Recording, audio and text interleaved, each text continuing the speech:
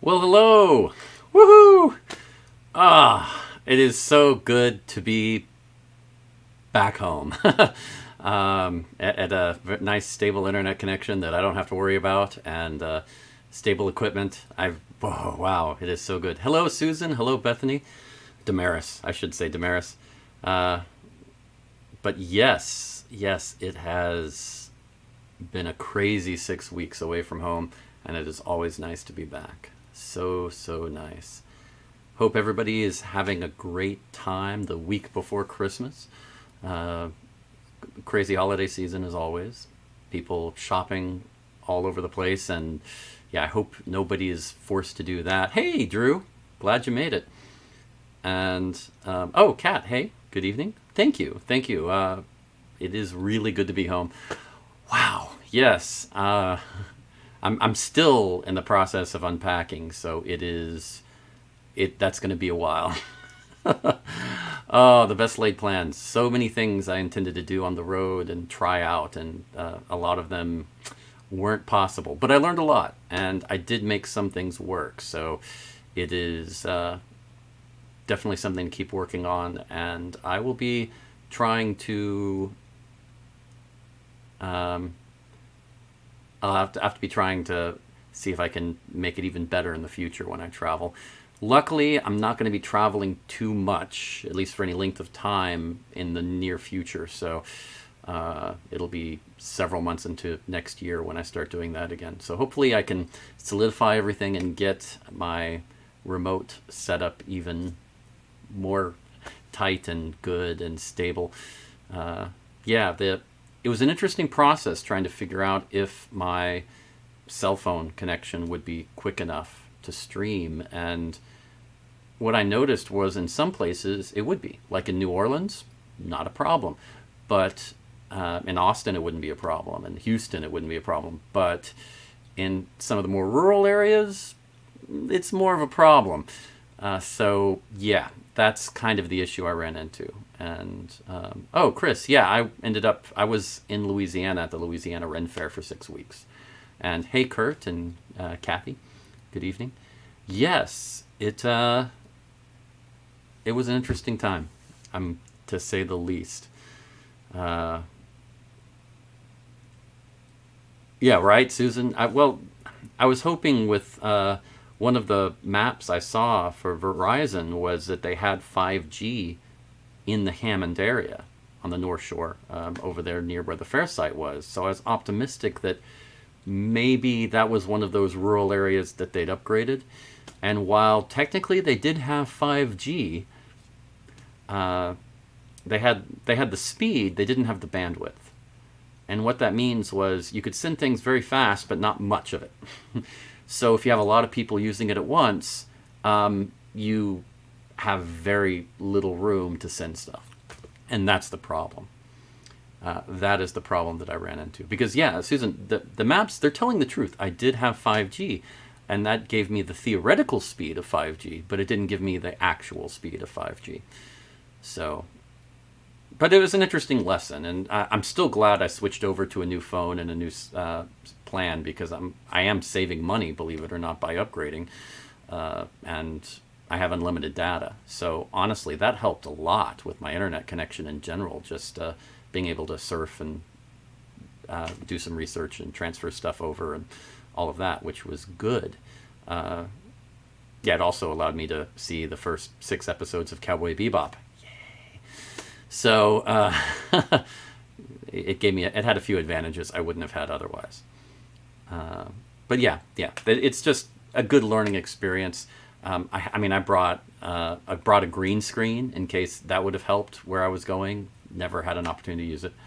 And I really want to thank the Brownlees, that piping family in over there at the Louisiana Fair, for letting me go over there a few times to use their internet connection for streaming. They are insanely cool, nice people, and actually, it was great that I got to go over there and stream, but more than that, I got to hang out with them a little bit and talk afterwards, and that was a lot of fun.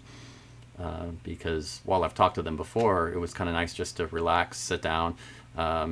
They forced some of their scotch on me. They're so horrible that way. and and just relax and talk, and that was fun. No, I think they had 10 episodes of Cowboy Bebop, Susan. So yeah, it's but yeah, I don't know. Cowboy Bebop. Oh, have any of you seen that? Any thoughts on it? For those of you that don't know, Cowboy Bebop is a pretty famous anime series that came out in the late '90s, and I think was pretty much made famous by being very different at the time, something new and interesting, and had a different feel, and good animation too.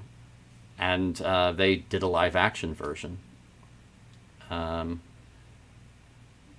and it was I thought the casting was great, but I think the biggest problem I've seen is that it didn't have the same feeling. I mean, what they tried to do is just do a hodgepodge of the stories, make some changes. They're not filming the exact same stories, although some of them are closer than others from the original series, but it just doesn't feel the same. And that's not necessarily bad, but it was that feeling of the original that made it so popular. And losing that means you really have to do a great job with the show on its own to make it special. And as everybody knows, because of how many shows fail, that's not easy to do. So yes, it's a bit of a process, and I don't know. I don't know. I thought the casting was very good considering, but it just lacks that same quality, that feel, and it almost is like they went out of their way to not do it. They almost explain too much in the series and make it too obvious to you, where a lot of things that were happening in the original, it was kind of mysterious, like, okay, what in the world does that mean, kind of stuff throughout the series. And they gradually explained some of it, but it was still fascinating, and it really drew you in. You don't really get that with this. So anyway, if you're curious, I think it's still worth seeing because, like I said, the casting is great, and it is the acting for the most part is very good. And if you're a fan of the original, it's worth it. If you've never seen the original, I recommend it because it is quite stylish and interesting. Okay, but other than that, I really haven't caught up much on TV shows or movies this fall or anything. I'm so behind.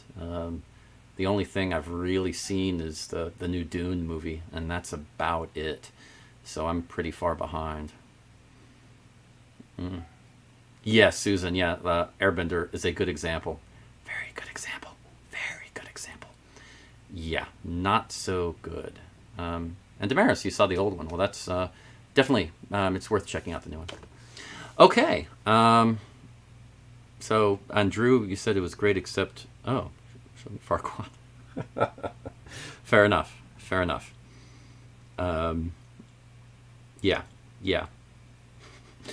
But no, let's see. I'm going to talk a little bit about I'm going to save my end of year commentary for next week, I think. And I may not be here next week. I may be at my parents' after Christmas, but they have good internet, so it should be fine.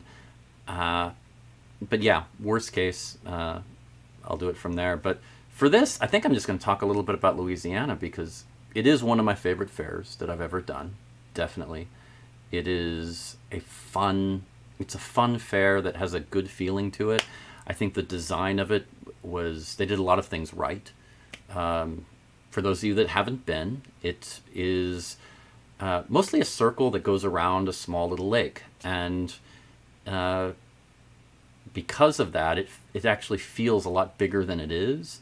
But it's also pretty easy to navigate because if you want to go to a shop, well, it's right over there across the lake, or it's pretty easy to figure out where you are from that after you've gone around a few times. It's not too complicated. Oh, Kat, you love the pre-gate selfies? Thank you. Yeah, I almost forgot to do those. I love doing those, and the first weekend was so crazy, I was like, I didn't do my selfies. So I started doing that again, and I'm so glad. Yeah, I love those. The thing is, I always go to front gate in the mornings before the gates even open to play music and do that. At Louisiana, I started doing that years ago just going there to play for the people waiting outside before the morning show that the cast puts on at the gate. And I didn't even put out my tip bucket initially. I was just doing it to entertain people because I remembered what it was like for me going out there when I was a patron at fairs, and it was so boring before 10 o'clock or 9 o'clock or whenever the fair opens, when you're just waiting around, and you want to be there right when it opens, but yeah, it's pretty boring. So I just go out there and try to entertain them a little bit so it's not as boring. And I just started that on my own. Nobody asked me to do it, and I guess in a way I'm the first performer people see at fair, and I kind of, I don't know, at first I was just doing it to make life easier on them, but I don't know, I kind of enjoy it, to be honest. It's fun, and it's a nice warm-up for me in the morning. So I'll usually play out there for 30 minutes or so before the morning gate show starts, give or take. But yeah, I do try to take a selfie right after that while the gate show is going on, and with whoever's around the gate, and just have some fun with that. And yeah, there was a lot of fun, because sometimes, like, there's a great shot of where you see all of us huddled together, and then in the distant background you see Shakespeare just running, like trying to get in the selfie. But those are always fun. And that's the best thing about fairs for performers. That's where you see a lot of your friends. When you travel around and do several different fairs, sometimes you see the same performers at the fairs, but sometimes you'll see a performer at this one fair in the year, and that's it. And that's the only time you see them. So it's like a constant reunion every time. So you get to have a lot of fun with people. And yeah, that's one of the best things about working at a fair. You develop really close friendships, and yeah, you just kind of get to keep seeing people. So yeah, a lot of fun, and I wasn't as social as I normally am at fair, though, this season, because I got to stay with the same people I always stay with, the Hausers, wonderful family. They are so nice, and they are modern day patrons of the arts. I mean, when I first started doing the Louisiana Fair, they opened their house to several of the performers to let them stay there, to save money, because it was expensive to try to find places to stay during the fair. And in the early years of the fair, they were able to get groups to perform there that they wouldn't have been able to afford otherwise, because they stayed at the Hausers. So it was a very huge deal, a very big deal. And yeah, I mean, so you kind of get into this wonderful time there, and you meet all these people, and through them, and you get to hang out during the week, in between the weekends, and it is a lot of fun. So much fun. It is like having a little Ren Fair clubhouse kind of thing, where you all kind of get to hang out. I mean, some of my favorite memories of staying there are like, oh my gosh, playing Pictionary with Owen Fife. No lie. Or charades. Oh my gosh, he was great at. Imagine Owen Fife doing his impression of John Wayne, and I am so taking that memory to the grave. That was hilarious. And jamming with bunches of musicians year after year, whether it's the Bedlam Bards, or Craig Farrington, or Vince Conway, or Owen Fife, or all of these different people. It's quite nice, and just lovely. And then you also get to meet different groups that you wouldn't normally associate with, because they're not they're in a sort of a different wheelhouse than you, like the Tortugas, the Tortuga Twins, that group. I don't know if I would have gotten as close with them and known them over the years, because they do a completely different type of show than I do. And Susan, I hope you do, because fairs are wonderful. Well, the Hausers, this is their last year for doing it, because they moved actually during the fair. And originally they weren't going to open the house to anybody, but I was trying to figure out Airbnbs and everything for this season, and I called them up and just said, hey, do you know anybody who you might recommend? And their daughter, who was working at the fair, was staying with them. So they just said, "Listen, if you're having a problem, I mean, she's staying with us. You go ahead and stay. You've always stayed, so it's okay. We're not generally opening it up, but we'll have an extra room. It's cool." So I did that, and it was. But because they let me do that, I really thought I needed to help as much as I could. So I ended up moving couches and furniture and doing all this stuff as much as I possibly could to help during their move. And so it was a little different this year, definitely. But I still got to hang out with a bunch of people, and it is always fun. And Louisiana Faire, like I said, is a great fair. Definitely one of my favorites, and a lot of fun. So if you haven't been, I definitely recommend you go. Let's see. I think I did. Oh, I did get to try fully my new outfit, and I think I can show off a little bit of that. Let me see. Okay, here we go. You can see. There's a good picture that was taken of me this season at Louisiana, and I think I'm really liking the look. The new doublet with my hat that I got for this year. I think it's a really good look. I'm really liking it.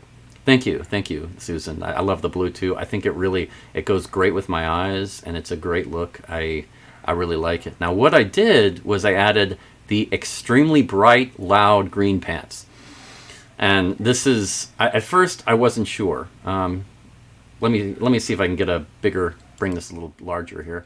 There's a larger shot of that, so you can see that. But you can also see where I was. Yeah, here we go. You can see the new sign on my basket.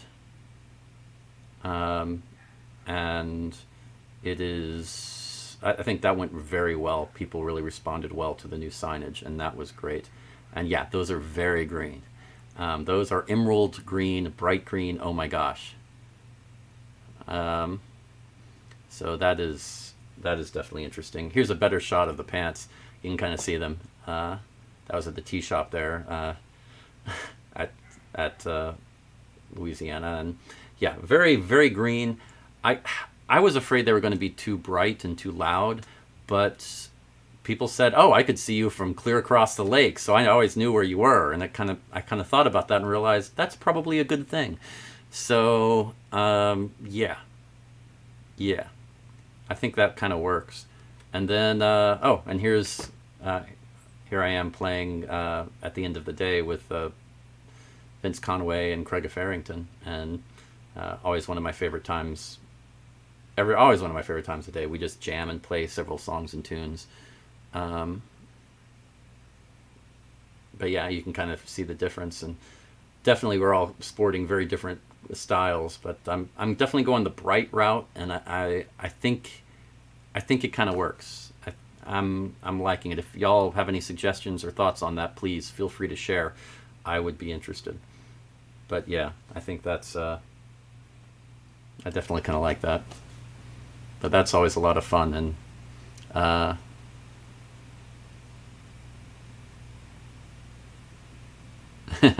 yeah, Damaris, there's really good picture full of delightful people there. Vince and Craig are just wonderful, great musicians, and a pleasure. Gosh, I've known them for so long now. It's kind of crazy to think about, but no. So I don't know. Yeah, if you have any thoughts about my outfit, positive or negative, I actually like feedback, even especially if it's critical, because as long as you can back it up with the why, I love it because it helps. I will always pay attention to that.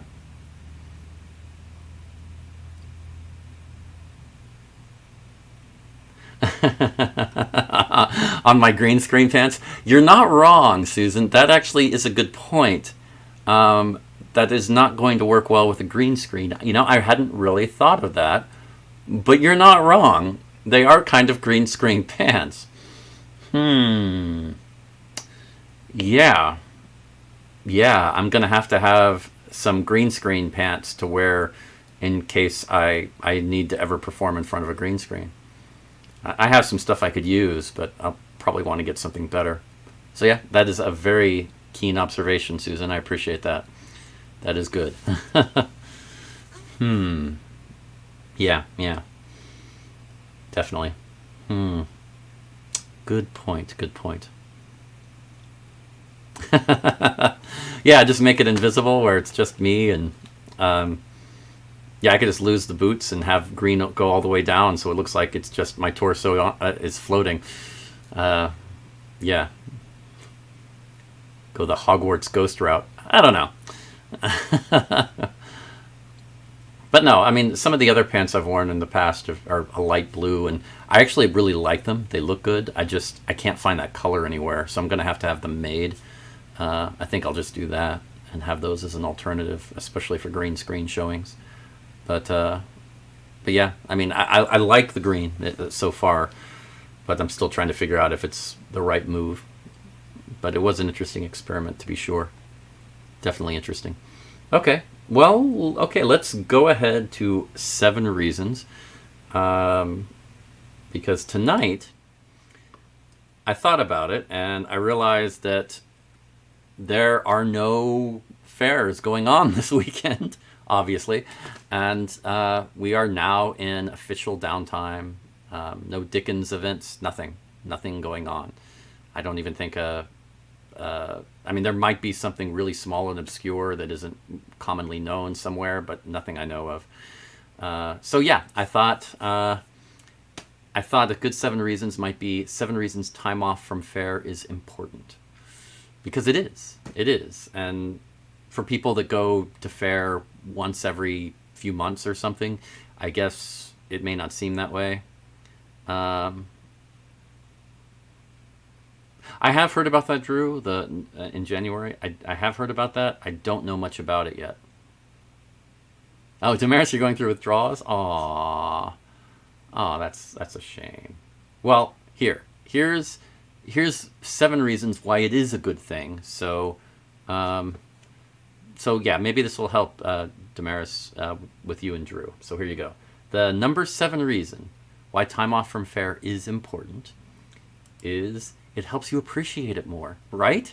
Because just like you're missing it. I mean, the thing is, if you do it every single weekend, again and again and again, and you don't have any time off, that special event becomes routine, and it ceases to be as special. You lose that perspective. And if you take some time off now and then, all of a sudden, when you go back, it maintains that special atmosphere that you really want. So I think it's a good thing. I think it is a really good thing to just take a weekend off now and then, or a few weekends off. The downtime over New Year's, I think, is a good thing. It keeps it a special event for you, because you never want to get it. You never want to make it routine. Never.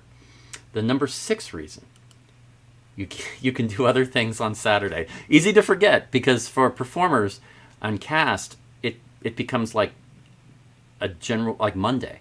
Like, oh, it's Monday, I need to go to work. It becomes that day where all you do is you're doing that. That's your only option. And we have friends that don't work at Faire, and they Monday through Friday they're all busy, and you don't get to see them much while in Faire season. Usually the off season is when you kind of get to hang out some on weekends, and that can be really nice. So you can do other things on Saturdays. You can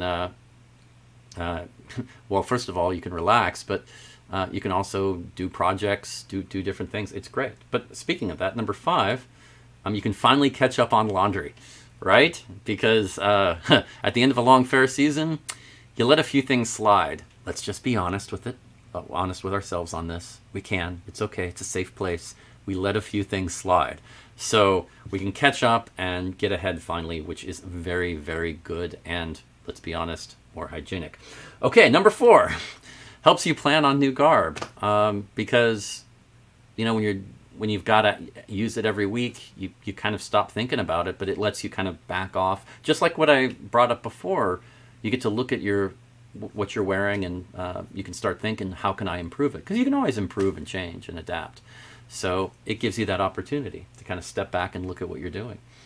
Number 3. You can remind your family and friends that you exist. This is a great weekend to call your parents. That weekend off where you're not at Faire, and say, hey, how's it going? Remember me? Remember your kid? I'm still here. It's important. It is important. Friends too, like I said before. Very good, very good. And number 2, not everyone is an extrovert. It's the truth.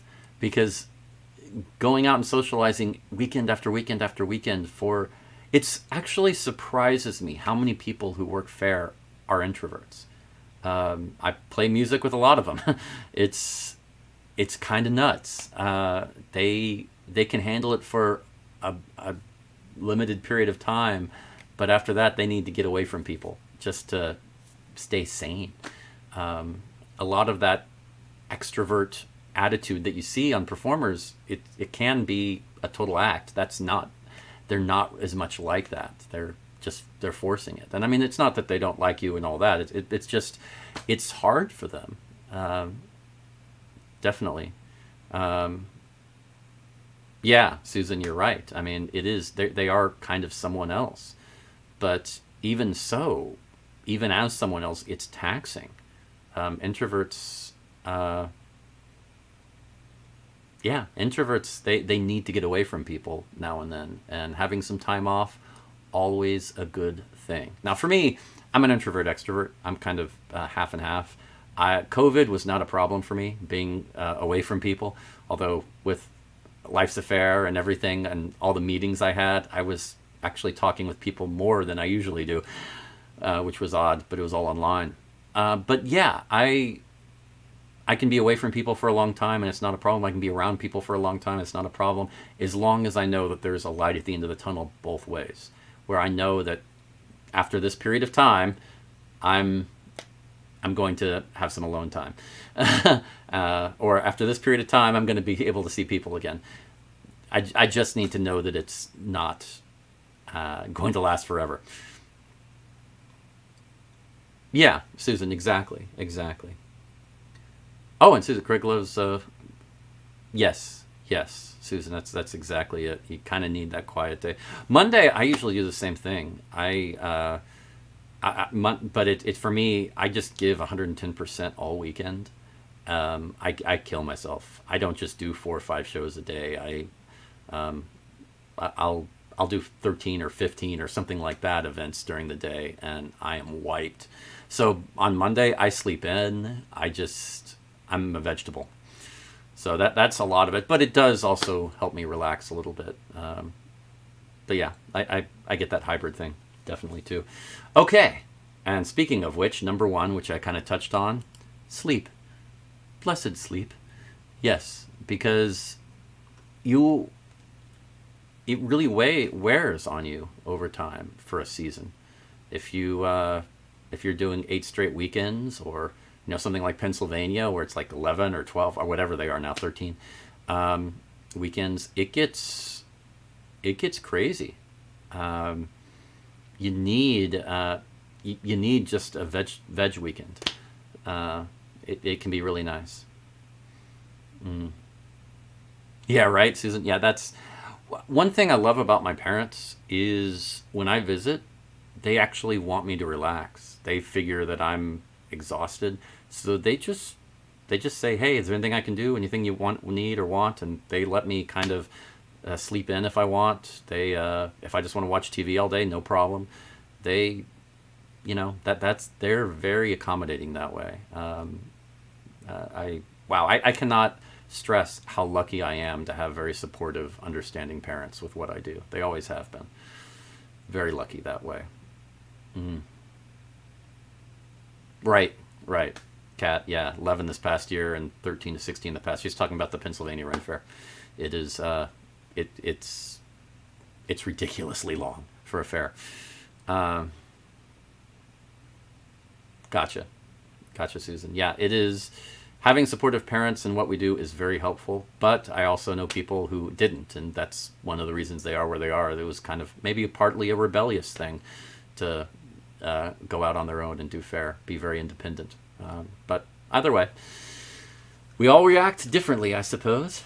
But yes, so 7 reasons why taking a break is a good thing, and I hope you appreciate it, because I honestly, after doing this for many years, it's hard for me to imagine having to go through a fair over Christmas and New Year's. That would be tough. I've come to like this little month off in late December, early January. It's very nice. It is something I can rely on. The off season where you can get some projects done and work on things and not be over overstressed or overtaxed. So yeah, very nice, very nice. So yes, wonderful, wonderful time, and I just have a wonderful time. Actually, I'm gonna share something with you because I feel like it. Because this is just one of those nice days, and this is what I get to do at Faire and why I love it right here. Let's just do this right here. See if this will go through. Hopefully it will.